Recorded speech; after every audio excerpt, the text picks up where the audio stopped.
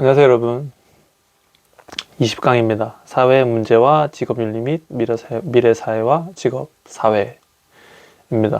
20강 지금 든든한 사수 마지막 강의고, 이제 또 다음 강의를 선생님은 또 준비를 해야겠죠. 기분이 좋네요. 그래도 자, 현대사회의 특징과 사회 문제 봅시다. 자, 현대사회의 특징.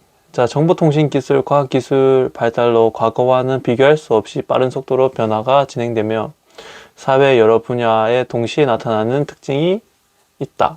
예를 들어 새로운 과학기술이 나타나면 정치, 경제, 문화 등 여러 분야에서 동시적으로 급속한 변화가 발생하며 이와 더불어 사회적 문제도 복합적으로 대두되어 이에 대응하는 방법도 다양해지고 있다.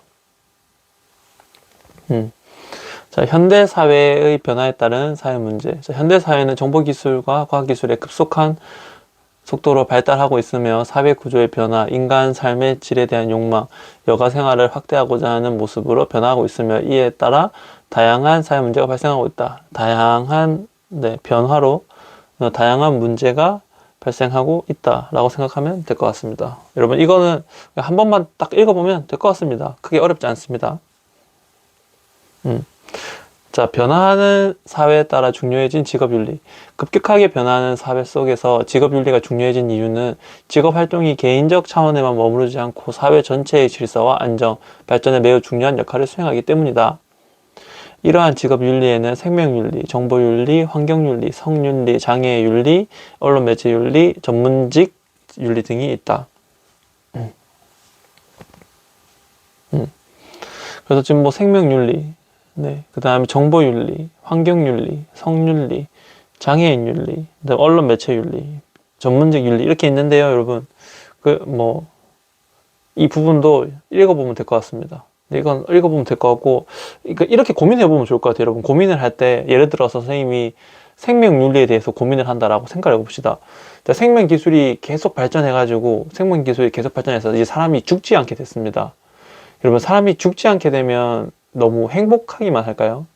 이런 고민? 이런 고민을 해보면 좋을 것 같아요. 그러니까 단순히 이거를 읽고 넘어가지 말고 한 번쯤은 읽고 고민을 해봤으면 좋겠어요. 그러니까 물론 사랑하는 사람이 이렇게 병에 걸린 건 너무 슬프지만, 병을 치료하는 건 너무 좋지만, 사람이 죽지 않게 됐다라고 봤을 때는 조금 더 고민을 해봐야 할 것 같아요. 물론 사랑하는 사람과 이별한다는 건 굉장히 힘들죠. 자, 직업윤리의 의미. 자, 모든 직업마다 공통적으로 지켜야 할 행동 규범이 있고 각각의 직업마다 지켜야 할 세분화된 행동 규범이 있는데 이 두 가지를 합쳐 직업윤리라고 한다. 자, 직업윤리의 구분. 자, 직업윤리는 직업 생활을 원만히 하기 위해 필요한 태도와 마음가짐, 그리고 바람직한 직업관을 말하며 크게 일반적 직업윤리와 특수한 직업윤리로 구분할 수 있다. 이 마이크가 참 어려워요. 그래서 일반적인 직업윤리는 뭐 기본적인 거죠. 특수 직업윤리는 직업별 특성에 맞춰서 해야 되는 그런 것들이 있습니다. 여러분 생각해 볼까요? 일반적인 직업윤리는 예를 들어서 당연히 범죄를 저지르면 안 됩니다. 범죄를 저지르면 안 되고, 특수한 직업윤리는 어떤 게 있을 수 있을까요? 여러분, 예를 들어서 연예인이 탈세를 했어요. 그러니까 세금을 내지 않았습니다. 그러면 뉴스에 나오죠. 근데 일반 사람이 세금 내지 않았어요. 그럼 뉴스에 나오진 않아요. 물론 그 담당 공무원이 세금을 받으러 가긴 하겠지만 뉴스에 나오진 않아요. 그러면 연예인이라는 이유만으로 조금 더 부각되는 게 있죠. 그럼 이제 이러한 것들도 고민을 해봐야 됩니다, 우리가. 그러니까 연예인이라고 해서 뭐 높은 도덕성을 요구하는 게 합당한가? 이런 고민도 해보면 좋을 것 같아요. 선생님도 어렸을 때 다 했던 고민인데 여러분도 하면 좋을 것 같아요. 자, 근로윤리, 일에 대한 존중을 바탕으로 근무하고 성실하며 정직하게 업무에 임하는 자세를 말합니다. 뭐 다양한 것들이 있고 여기에는 근면, 성실, 정직이 있네요. 뭐 세 가지 다 기본이죠. 매우 중요하고요. 근면, 성실, 정직. 좋습니다. 자, 공동체윤리, 인간 존중을 바탕으로 봉사하고 책임감을 지니며 규칙을 준수하는 예의 바른 태도를 말한다. 공동체윤리 중요하죠. 공동체 의식도 있어야 되고, 거기에는 봉사, 책임, 준법, 예절 이 네 가지가 있다라는 겁니다. 좋아요. 자, 동양의 전통적인 직업윤리에는 정명사상, 항산, 예치주의가 있는데, 여러분, 네. 그 공자, 맹자, 순자는 예전부터 굉장히 유명했던 철학가죠. 네, 철학가고, 이것들은 그냥 한 번만 읽어보면 될 것 같아요. 너무 좋은 내용입니다. 너무 좋은 내용이에요. 자, 직업윤리의 덕목 봅시다. 직업윤리의 덕목은 직업생활 외에도 사회생활에서 우리가 갖춰야 할 중요한 40가지 중에 하나입니다. 직장뿐만 아니라 사회 속에서 생활하기 위해서는 일반적으로 다음 6가지 덕목이 필요하다. 소명의식, 천직의식, 직분의식, 책임의식, 전문가의식, 봉사의식. 이 6가지가 필요합니다, 여러분. 한번 읽어볼까요? 소명의식. 자신이 맡은 일은 하늘의 부름을 받아 맡겨진 일이라고 생각하는 태도. 천직의식. 자기 일이 자신의 능력과 적성에 꼭 맞는다고 여기어 그 일에 열성을 가지고 열심히 하는 태도. 직분의식. 자신이 하고 있는 일이 사회나 기업, 기타 타인을 위해 중요한 역할이라고 믿고 자신의 활동을 수행하는 태도. 책임의식. 직업에 대한 사회적 역할과 책무를 충실히 수행하고 책임을 다하는 태도. 전문가의식. 자신이 하고 있는 일이 해당 분야의 지식과 교육을 밑바탕으로 성실히 수행해야만 해낼 수 있을 거라고 믿고 직업을 수행하는 태도. 봉사의식. 직업 활동을 통해 다른 사람과 공동체에 대하여 봉사하는 정신을 갖추고 실천하는 태도. 이렇게 6가지가 있다 라는 거다. 자, 직업윤리의 5대 원칙. 직업윤리의 5대 원칙은 다음과 같습니다. 객관성의 원칙, 고객 중심의 원칙, 전문성의 원칙, 정직과 신용, 그 다음에 공정경제의 원칙이 있는데, 공정경쟁입니다. 여러분, 이거 키워드 확실하게 외워야 됩니다. 객관성의 원칙은 뭐죠? 공과 사람 명확히 구분하는 거. 고객 중심은 읽어보면 알 거고, 전문성은 능력과, 그 다음에 능력을 그러니까 능력을 중요시하는 게 전문성입니다. 네. 그 다음에 정직과 신용도 읽어보면 알 거고, 공정 경쟁은 법규 준수와 경쟁 원리를 확실하게 키워드로 알아줬으면 좋겠어요. 알았죠? 자, 비윤리적인 행위의 유형. 여러분, 이거는 읽어봅시다. 이거 하면 안 돼요. 읽어봅시다. 자, 미래사회의 특징. 미래사회는 산업화 이런 것들로, 네. 지식 노동자의 증가, 정보화의 가속화, 세계화의 가속화, 다원주의의 심화, 녹색성장의 심화. 그러니까 여러분, 다원주의는 뭐냐고 하면 다양성이 점점 인정된다고 생각하면 좋아요. 그러니까 다양성이 점점 인정된다고 생각하면 좋아요. 여러분, 예를 들어서 생각해 봅시다. 버스에서, 그러니까 노약 좌석은 아니고 그냥 좌석이에요. 그냥 좌석에 앉아 있었는데 할머니가 걸어오십니다. 네, 그러니까 노약 좌석은 다 꽉 차 있고요. 그러면 그러니까 사람들은 보통 그 할머니가 오시면 자리를 양보해 드리죠. 근데 어떤 사람은 양보하지 않을 수 있어요. 그리고 이렇게 말합니다. 아니, 저기 노약 좌석이 충분히 있었다. 저기 노약 좌석에 내가 앉지 않았고, 저기는 다른 노인분들이 앉아 있는 것만으로도 충분히 나는 배려를 해줬다고 생각한다. 뭐 이렇게 생각할 수도 있죠. 맞죠? 근데 이제 그런 게, 그러니까 다양성이 점점 인정이 되고 점점 심화되고 점점 존중이 된다라고 생각하면 됩니다. 네, 그럼 나중에 어떤 문제가 발생할 수 있을까요? 업무 처리하는데 효율이 굉장히 떨어질 겁니다. 이렇게 되는 거죠, 여러분. 예를 들어서 컴퓨터용 사인펜으로 시험 마킹을 해야 돼요. 근데 난 하기 싫은데 나는 연필로 할래. 근데 그거를 인정해야 되는 사회가 올 수도 있는 거예요. 그걸 빵점 처리하는 게 아니라 인정해야 되는 사회가 올 수도 있는 거예요. 자, 미래사회의 변화. 미래사회는 사회적, 기술적, 경제, 산업, 자원, 환경의 영역에서 많은 변화가 예상된다. 네, 사회적 영역, 기술적 영역, 그 다음에 경제, 산업 영역, 자원, 환경 영역. 자, 사회적 영역은 인구의 증감과 그 다음에 국가별 지역 불균형, 네, 국가별 지역별 불균형, 도시화 현상 이런 것들이 있고, 기술적인 거는 여러분 이거 어디 있죠? 나노 바이오 유전자 생명과학 기술 발전, 인공지능 기술의 발전이 일어날 거고, 인공지능 AI는 계속 화두가 되고 있죠. 경제 산업 영역, 글로벌 경쟁 시대, 경제 블록화로 무역 경쟁 심화, 환경 보호주의가 강화될 거다. 네, 자원 환경 영역은 뭐 이제 이런 게 있다. 자원하고 환경은 계속 중요해지고 있죠. 지구가 아파요. 자, 첫 번째 봅시다. 자, 경제 및 기술 환경의 변화. 자, 무역 환경의 변화. WTO, FTA와 같은 무역 자유화에 대한 기구나 정책이 다양화된다. 자, 과학기술의 변화. 미래 과학기술의 대표적 분야로 NBIC가 있고, 나노, 바이오, 정보, 인지가 있는데, 여러분, 이거는 여러분이 앞으로 직업을 가질 때에도 생각을 조금 해보면 좋을 것 같아요. 나노, 바이오, 정보, 인지. 이거는 앞으로 유망한 분야니까, 내가 잘 모르겠다라고 하면 이 분야에 대해서 전문가가 되어 본다면, 직업을 갖거나 아니면 미래 사회에서 좀 살아남는 데 도움이 될 겁니다.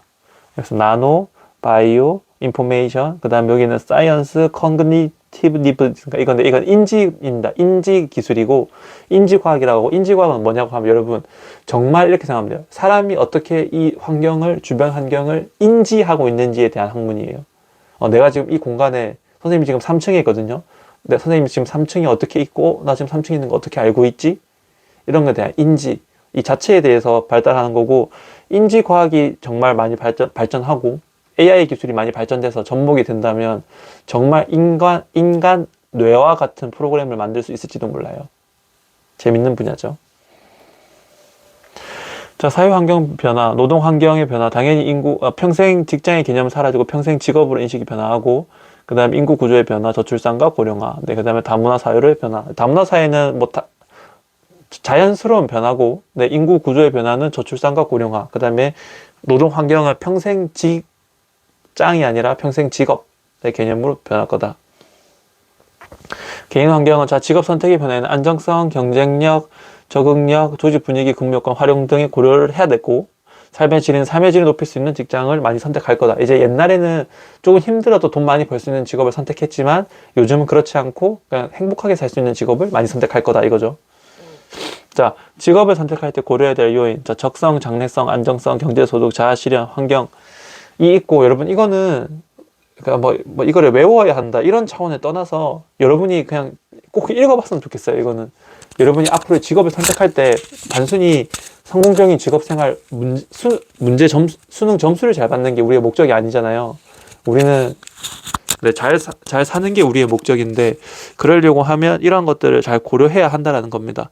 아까 선생님이 그 NBIC 분야가 네, 장래성이 조금 있다라고 했었죠. 네, 그런 걸 잘 판단을 해봤으면 좋겠습니다. 단순히 문제 많이 푸는 게, 높은 점수를 받는 게, 그러니까 인간의 행복과 직결되냐라고 물으면 잘 모르겠습니다, 그거는. 근데 물론 할 거면 열심히 해야 돼요. 자, 미래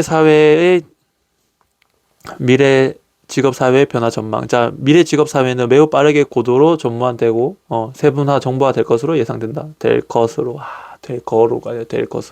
예상된다. 따라서 미래의 직업사회인 어떠한 환경에서도 적응하여 살아남을 수 있는 다양한 경력을 체계적으로 개발하는 것이 더욱 중요하다. 그래서 평생 직업으로 대체, 평생 직장이 아니라 평생 직업으로 대체, 그 다음에 직업 유형의 변화, 직업 유형이 바뀔 거고, 인재상의 변화. 그러니까 단순히 이제는 성실한 사람보다, 그러니까 쉽게 말해서 성실한 사람보다 창의적인 사람이 필요할 수도 있어요. 분야에 따라서. 근데 물론 성실은 기본이겠지만 굳이 비유를 하자면, 그리고 직업 수도 많이 바뀔 겁니다. 네, 그러니까 단순 업무를 하는 사람은 줄고 전부 다 전문가가 되어야 될 거예요. 라고 생각하면 되고, 여러분 이거 혹시 몰라서 써놨는데 고용과 직업은 조금 상반된 개념이에요. 평생 고용은 뭐죠? 네, 평생 고용, 그러니까 완전 고용은 완전히 그냥 쭉 그 회사가 그 사람의 생애를 책임지는 거고, 직업은 그냥 그 사람이 능력을 갖추고 있는 거다라고 생각하면 됩니다. 귀엽죠? 좋아요. 자, 이제 미래 직업 사회 모습, 이거는 쉽네요. 자, 원격 근무, 그러니까 꼭 직장에 갈 필요가 있나라고 하고, 여러분 요즘은 뉴욕에 오피스가 공실이 많다고 합니다. 코로나 때문에 전부 다 퍼뜨려 놨는데 굳이 그렇게 모여서 일할 필요가 있나라는 의구심을 갖기 시작했다고 해요. 자, 잡 노마드. 그러니까 노마드는 뭐냐고 하면 계속 떠도는 사람들을 이야기하거든요. 네. 그러니까 유목민처럼 한 곳에 머물지 않고 계속 왔다 갔다 여러 국경을 넘나들면서 직장을 유랑하는 직업이에요. 네. 프리에이전트는 이제 자영업이나 임시직, 계약직, 프리랜서 등의 신분으로 직업 생활을 운영하는 거. 그러니까 쉽게 말해서 정규직이 아니어도 잘 살 수 있다라는 뜻이에요. 네, 프리에이전트는. 그래서 이제 미래 사회 다양한 직업. 자, 지구 온난화에 대처하는 녹색 직업, 그 다음에 유비쿼터스 시대에 이끄는 직업. 유비쿼터스는 어디에든 있는이라는 뜻이죠. 첨단 기술에 관련된 직업, 세계화를 이끄는 직업이 있다 하는 겁니다. 문제 풀어봅시다. 이번 강의는 쉽게라기보다 빨리 끝나겠네요. 자, 미래 사회의 변화에 대한 수업 내용이다. 가에 대한 영역으로 적절한 것은. 좋아요. 예스. 저는 넘어가겠습니다. 이건 쉽네요. 자, 인구의 증가과 국가별, 지역별 불균형, 이거는 바로 사회 영역이었죠. 맞나요? 경제 영역은 당연히 돈에 가는 영역일 거고, 자원 환경은 뭐였죠? 환경 문제. 맞나요? 네, 이런 것들이었습니다. 쉽습니다, 이거. 어렵게 생각하지 말아주세요. 다음 사례를 통해 탐구할 수 있는 주제를 적절한 것은, 자, 선생님 넘어갈게요. 자, 지금 타이타닉호가 침몰했는데, 지금 보면, 이게, 그러니까 선장의 치명적인 실수예요. 쉽게 말해서 선장이 지켜야 했는데, 지키지 않은 네 가지입니다. 선장이 지켜야 했는데 지키지 않은 네 가지니까, 지켜야 할 것을 지키지 않았으니까 직업 윤리 문제인 거죠. 네, 그래서 직업 윤리 문제라고 봐야 되는 겁니다. 그러니까 해야 하는데 해야 하지 않은 거니까 윤리 의식이 부족하다고 볼 수 있는 거죠. 네, 여러분이 내용을 읽어보면 선장이 이건 지켜야 되는데 지키지 않았고요라고 느낌이 올 겁니다. 다음 거 봅시다. 나에 들어갈 직업 윤리 덕목으로 적절한 거. 자, 성공적인 여러분 문제 풀어주세요. 자, 봅시다. 자, 성공적인 직업 윤리 봅시다. 자, 첫 번째, 자기 일에 대한 능력과 적성에 잘 맞다고. 자기 일이 자신의 능력과 적성에 잘 맞다고 생각하면 일에 열성을 가지는 것은 여러분 천직 의식이었습니다. 아까 그 앞에 의식을 찾아보면 나올 거예요. 그리고 사회나 기업이 타인을 위해 중요한 역할이라고 하는 것은 직분 의식입니다. 네, 직분 의식입니다. 네, 그래서 뭐 답은 1번이 되는데, 여러분 아까 선생님이 그 표는 선생님은 여러분 이거 그냥 읽어주면 될 것 같아요 했지만, 여러분은 꼭 읽어보셔야 됩니다. 다음은 직업윤리를 주제로 한 수행평가 보고서의 일부이다. 가에 해당하는 직업윤리의 원칙으로 가장 적절한 것은? 자, 봅시다. 저는 넘어가겠습니다. 자, 지금 보면 중요한 부분 선생님 표시였죠. 자, 업무의 공공성을 바탕으로 공과 사를 명확히 구분하며, 뭐죠? 객관성. 맞나요? 좋아요. 좋아요. 그 마지막 강의는 조금 빨리 끝난 것 같습니다. 여러분 이번 강의 끝까지 들어줘서 고맙고, 지금까지 20강까지 달려왔다고 하면 이제 수능 특강을 선생님과 한번 훑어본 거예요. 선생님이 이제 다음 강의에 신속 정확으로 찾아오도록 하겠습니다. 여러분 끝까지 들어줘서 고맙고, 앞으로도 더 잘 들어줬으면 좋겠어요. 여러분이 잘 될 수 있도록 선생님도 노력하겠습니다. 안녕.